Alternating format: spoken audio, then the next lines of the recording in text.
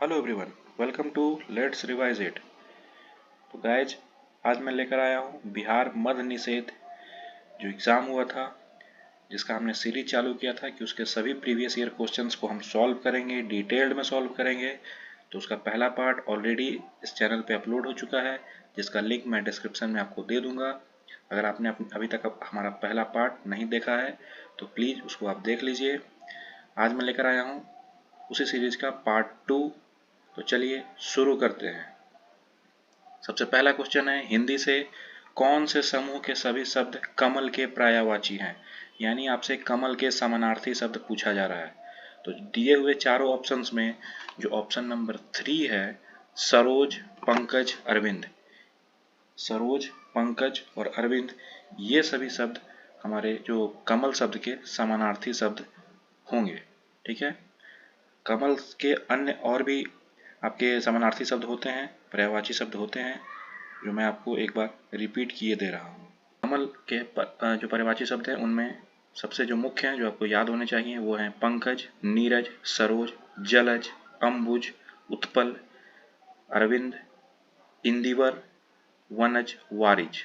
ठीक है, ये आपको याद होने चाहिए। नेक्स्ट, ये क्वेश्चन मैंने पिछले पार्ट में भी बताया था कि तारापुर स्टेशन जो है वो किस चीज़ का स्टेशन है और ये क्यों फेमस है। तो मैं फिर से आज बता दे रहा हूँ, Tarapur is a station of nuclear energy.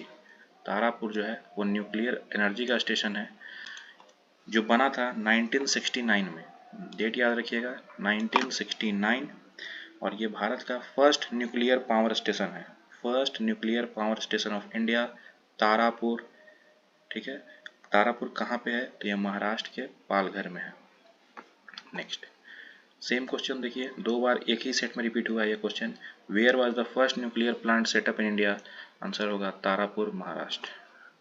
Next, अब देखो मैथ से क्वेश्चन है, बोल रहा है if one of the angle of triangle is equal to the sum of other two angles. देखो ये है हमारा, मान लो ट्रायंगल।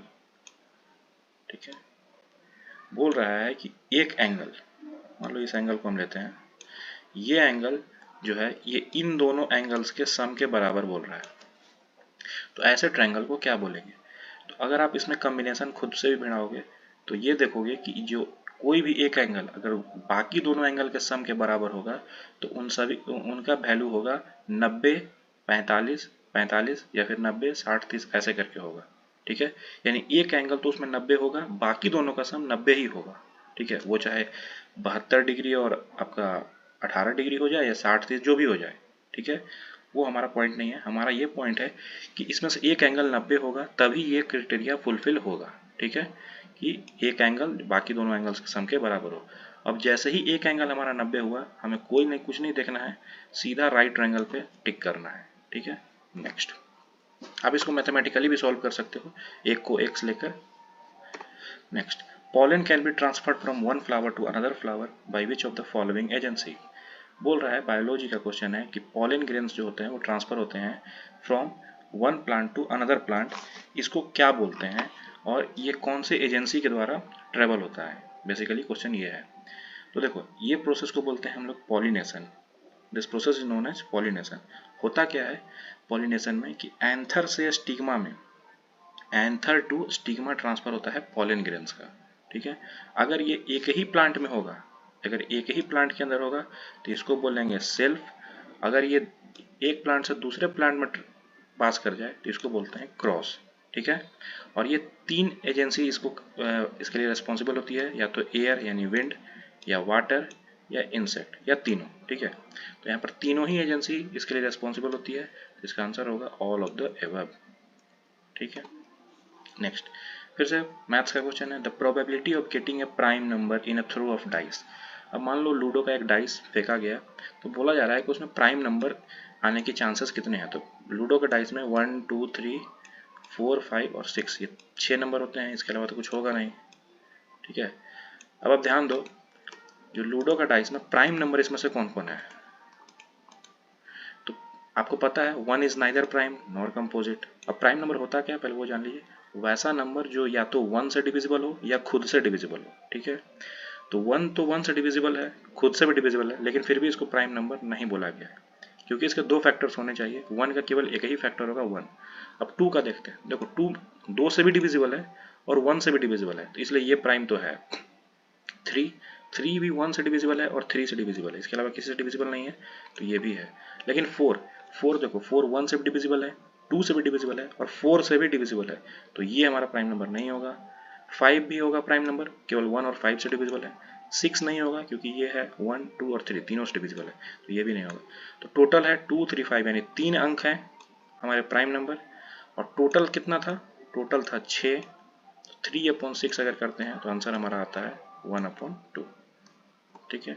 नेक्स्ट बोल रहा है where is the united nation headquarter located. कहाँ लोकेटेड है यूनाइटेड नेशन का हेडक्वार्टर, तो ये आप याद रखिए, इसमें समझाने का कुछ नहीं है। यूनाइटेड नेशन का हेडक्वार्टर है न्यूयॉर्क। ठीक है, यूनाइटेड नेशन का हेडक्वार्टर है New York. Next, who among the following was not a member of constituent assembly. ठीक है, बहुत ही इंपॉर्टेंट पॉलिटी का सवाल है, इसको थोड़ा डिटेल में मैं आपको करा दे रहा हूँ। कॉन्स्टिट्यूएंट असेंबली जो हमारा बना था, संविधान सभा, तो सबसे पहले बात करते हैं कि इसका आइडिया किसने दिया था। तो इसका आइडिया दिया गया था by M.N. Roy. M.N. Roy. First meeting इसकी हुई थी 1946 में, और जिसमें मुस्लिम लीग, ध्यान दीजिएगा, मुस्लिम लीग ने पार्टिसिपेट नहीं किया था। ठीक है, तो जब मुस्लिम लीग ने पार्टिसिपेट नहीं किया था, तो मोहम्मद अली जिन्ना का पार्टिसिपेट करना, सीधा सीधा आपको पता चल जाएगा होगा कि ये इन्होंने भी पार्टिसिपेट नहीं किया होगा, और यही हमारा क्वेश्चन भी है। इसमें से किसने पार्टिसिपेट नहीं किया था, तो मोहम्मद अली जिन्ना ने नहीं किया था। 2 और क्वेश्चन इससे आते हैं कि कॉन्स्टिट्यूएंट असेंबली का टेम्पोररी प्रेसिडेंट कौन था। तो बिहार का अगर आप एग्जाम दे रहे हैं तो आप ध्यान रखिएगा, Sachchidanand Sinha ji was the temporary and first president of constituent assembly.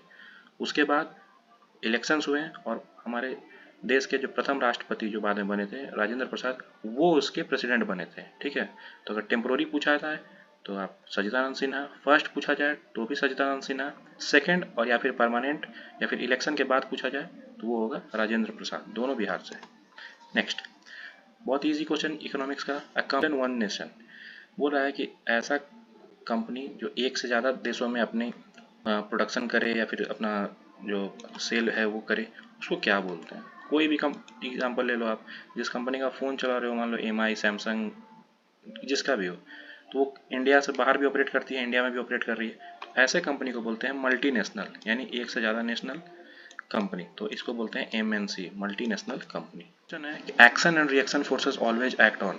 बोल रहा है कि जो एक्शन और रिएक्शन फोर्स होता है ये किस पे वर्क करता है, तो आपने थर्ड लॉ ऑफ मोशन पढ़ा होगा, every action there exist equal and opposite reaction. जैसे आप मान लो स्विम करते हैं, ठीक है, तो आप क्या करते हैं, पानी के ऊपर फोर्स लगाते हैं, अपने हाथों से पानी की तरफ फोर्स लगाते हैं, उसके जवाब में पानी आपके ऊपर भी फोर्स लगाती है, जिसके कारण आप आगे की तरफ जाते हैं, पानी पीछे की तरफ जाता है। तो जो ये दोनों जो फोर्स हो रहा है ये डिफरेंट ऑब्जेक्ट पर लग रहा है। ठीक है, इसके डायरेक्शन भी अपोजिट है, क्योंकि आप आगे की तरफ जा रहे हैं और पानी पे आप फोर्स पीछे की तरफ लगा रहे हैं, तो जो इसका आंसर होगा वो होगा different objects in opposite direction. ठीक है। नेक्स्ट क्वेश्चन है, which of the following seed is a rich source of protein and oil. Tick कीजिए पहले प्रोटीन जिसमें हो और जिससे ऑयल भी बने। तो देखो, और साथ में पूछ रहा है कि रिच सोर्स भी हो, यानी प्रोटीन में ज़्यादा। अब देखना, मस्टर्ड आपका पहले ही साइड हो जाएगा, क्योंकि मस्टर्ड से ऑयल बनता है, लेकिन ये बहुत ज़्यादा रिच सोर्स ऑफ प्रोटीन नहीं है। वीट भी आपका साइड हो गया। Next, castor. कैस्टर का ऑयल तो बनता है, लेकिन कैस्टर में प्रोटीन 0 होता है। ठीक है, बहुत ही कम मात्रा में प्रोटीन या फिर ना ही होता है प्रोटीन। तो आपका बचा सोयाबीन। सोयाबीन का ऑयल भी बनता है और सोयाबीन में बहुत ही हाई सोर्स ऑफ प्रोटीन भी है, तो ये इसका सही आंसर होगा सोयाबीन, ऑप्शन नंबर 2। बहुत जगह इसका आंसर गलत भी दिया हुआ है, तो आप ध्यान देना। नेक्स्ट, इससे इजी क्वेश्चन कोई नहीं हो सकता है। पूछा जा रहा है दाल का बहुवचन क्या होगा, तो दाल का बहुवचन होगा दालें। नेक्स्ट पूछा जा रहा है soil erosion can be prevented by.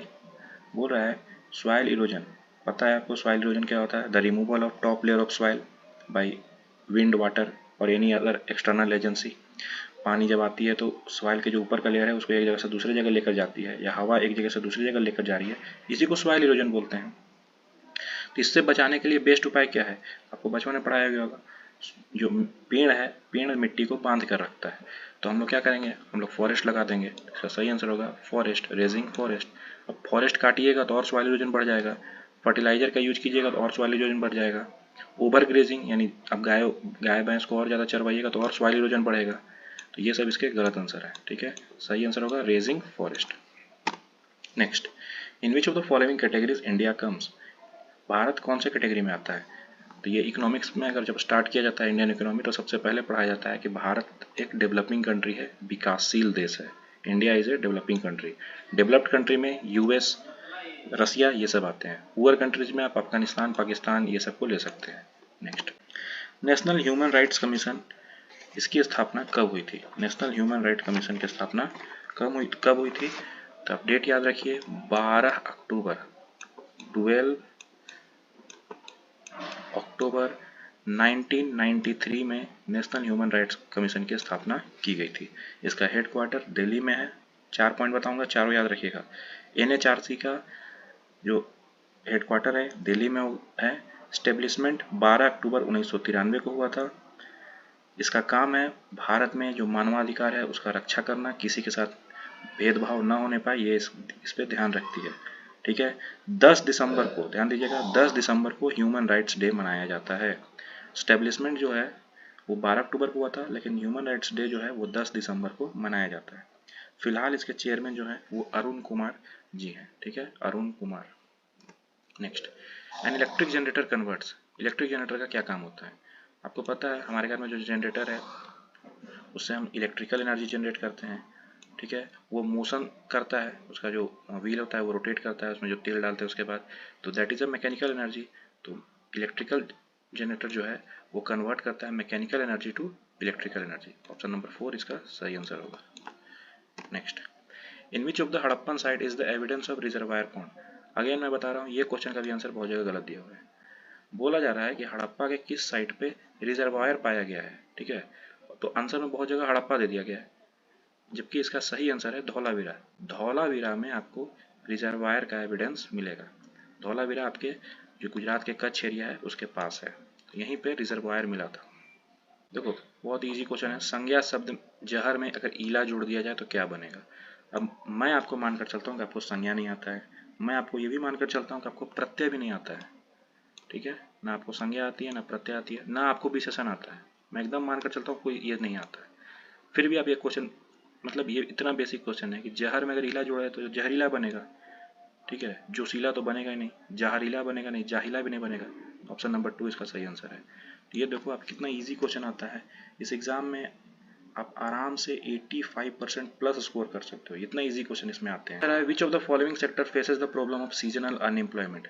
बोल रहा है कि सीजनल अनएम्प्लॉयमेंट का प्रॉब्लम सबसे ज्यादा कौन सा सेक्टर द्वारा फेस किया जाता है।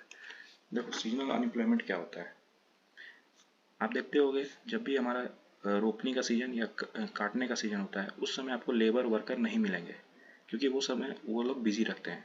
लेकिन उसके 10 दिन बाद आप देखना सब आपको खाली मिलेंगे। इसी को बोला जाता है सीजनल अनएम्प्लॉयमेंट, यानी जब उनका सीजन है उस समय तो उनको रोजगार मिल गया, लेकिन उसके बाद वो लोग बेरोजगार हो जाते हैं। और ये सबसे ज़्यादा फेस किया जाता है इंडिया में एग्रीकल्चरल सेक्टर में, ठीक है। एग्रीकल्चरल सेक्टर में होता क्या है कि जब एग्रीकल्चर सीजन होता है उस समय सभी को रोजगार मिलता है, लेकिन उसके बाद सभी बेरोजगार हो जाते हैं, ठीक है। नेक्स्ट, इंग्लिश से क्वेश्चन है, पैसिव वॉइस में बदलना है। ही स्पीक्स हिंदी, ही स्पीक्स हिंदी। अब ये जो स्ट्रक्चर है ये है सब्जेक्ट V1 या V5, ठीक है, सब्जेक्ट V1 या V5 और साथ में है ऑब्जेक्ट। आपको पता होगा ये सबसे बेसिक सेंटेंस होता है, यानी आपका प्रेजेंट इंडेफिनिट होता है, और इसका जो वॉइस चेंज होता है वो होता है object plus V3, sorry object plus EZMR plus V3 plus subject. तो सबसे पहले ऑब्जेक्ट आएगा, तो ऑब्जेक्ट में हिंदी, उसके बाद आपका जो है हेल्पिंग वर्ब। अब चूंकि ये प्रेजेंट का है तो हमारा हेल्पिंग वर्ब भी प्रेजेंट का ही होगा, तो Hindi is spoken, Hindi is spoken, was वाले तो खत्म हो गए। उसके बाद आता है बाई, तो बाई और ही का बदलता है हिम में, ही बदलेगा हिम में, तो Hindi is spoken by him, ये इसका सही आंसर होगा, ठीक है। सबसे बेसिक क्वेश्चन है। Next, the useful measure to compare development between countries. दो कंट्रीज के बीच में अगर आपको डेवलपमेंट कंपैरिजन करना है कि कितना विकास हुआ है तो कौन सा पैरामीटर अपनाएंगे। तो देखो मान लो इंडिया और पाकिस्तान के बीच में कंपैरिजन करना है, तो सबसे बेस्ट जो तरीका होगा वो हम कर देंगे पर कैपिटा इनकम के आधार पर, ठीक है, यानी प्रति व्यक्ति आय कितना है।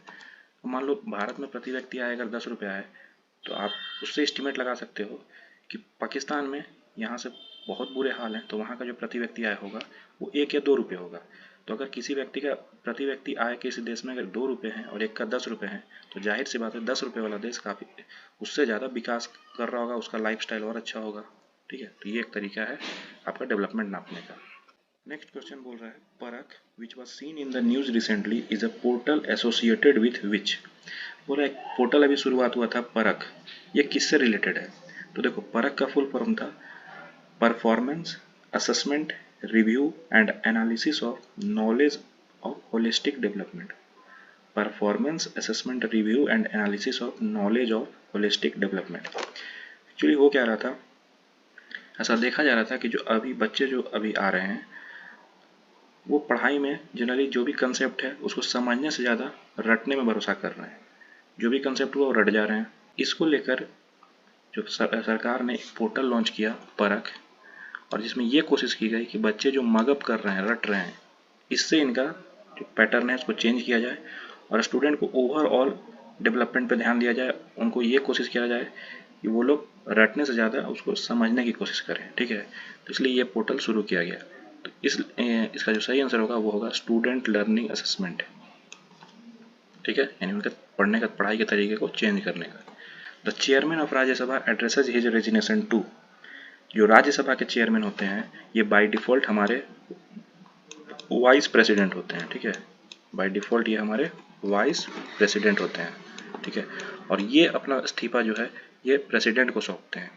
ये अपना इस्तीफा प्रेसिडेंट को सौंपते हैं और उल्टा में भी यही सेम होगा कि प्रेसिडेंट भी अपना इस्तीफा वाइस प्रेसिडेंट को सौंपते हैं। ठीक है, तो 2 क्वेश्चन यहाँ से आपके बन गए। नेक्स्ट वही है सेम क्वेश्चन, तो इसका भी आंसर वही होगा Hindi spoken by him. He speaks Hindi, तो Hindi is spoken by him.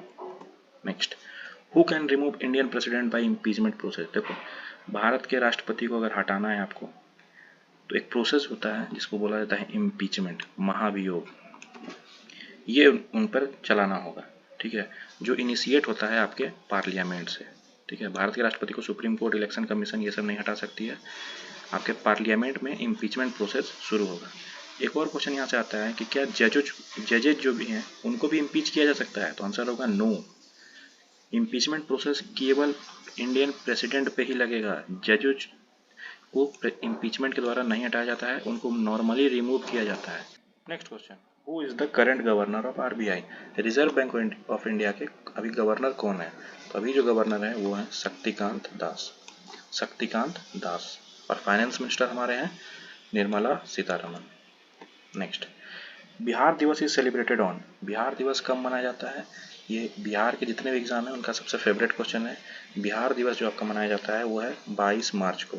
22 March, last year Bihar के बने हुए 110 साल हो गए। ठीक है, तो 22 मार्च इसका सही आंसर होगा। Next question, which of the following river makes estuary. बोल रहा है कि कौन सा रिवर, इनमें से चारों में से कौन सा रिवर स्टुअरी बनाता है। अब ये क्या होता है, जब भी कोई रिवर या स्ट्रीम ओशंस को जाकर मिले, यानी रिवर अगर ओशन को जाकर मिले इसको बोलते हैं स्टुअरी बना रहा है। तो ये जनरली 4 रिवर आपको नाम याद रखना है, नर्मदा, ताप्ती, पेरियार और सरवती। नर्मदा, पेरियार, ताप्ती और सरवती, ये रिवर स्टुअरी बनाता है। तो जो सही आंसर होगा वो होगा Narmada. Next, by which dance Pandit Birju Maharaj related. Pandit Birju Maharaj कौन से डांस से रिलेटेड है? तो ये जो रिलेटेड है ये है कथक से। ठीक है, पंडित बिरजू महाराज कथक से रिलेटेड है।